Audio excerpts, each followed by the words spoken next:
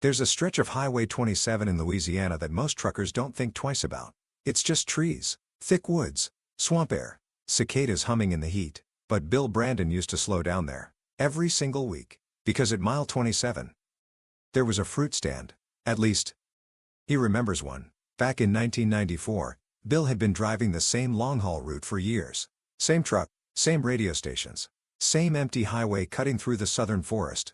And every Thursday evening, right before sunset, he'd see him, a wooden stand, red apples stacked neatly, a hand-painted sign that read, "Fresh fruit," and behind it, Max, mid-40s, sunburned skin, easy smile. They started small, a bag of apples, a cigarette, a few minutes of conversation. Then it became routine. Max would ask about the road. Bill would ask about the farm. 5 years. 5 years of friendship on a stretch of highway that felt forgotten by the world. Eventually, Max invited Bill over. "Come by the farmhouse sometime," he'd said. "Meet my wife." The house sat deeper in the woods, past a narrow dirt path Bill swore he'd never noticed before. That's where he met Elena. She was quiet, polite, but there was something restless in her eyes.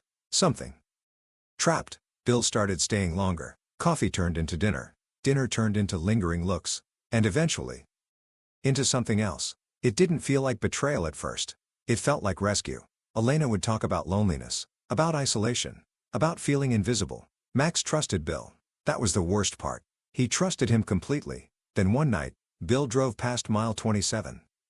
And there was no stand, no sign, no wooden table, just trees. He assumed Max had packed up early. But the following week, still nothing. He drove to the farmhouse. The dirt path wasn't there. No house, no driveway, just uninterrupted forest.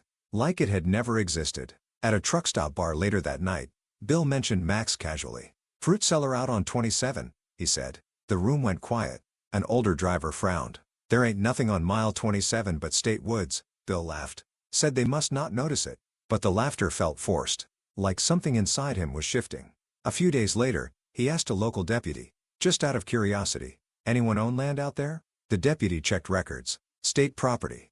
No permits, no vendor licenses, no registered structures, nothing.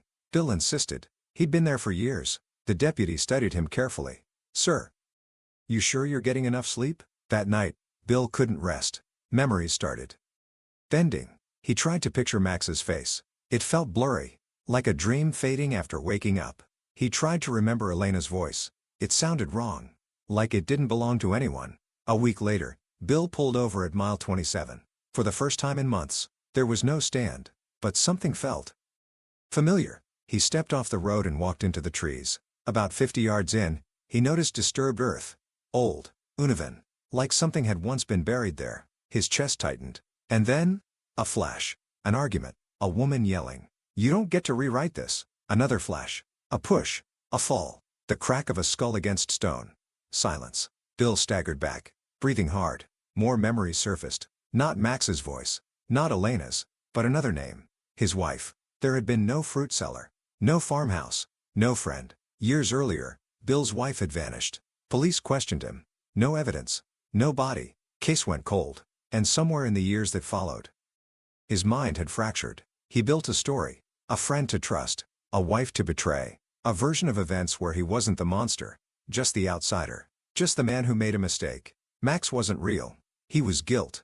Elena wasn't someone else's wife. She was his.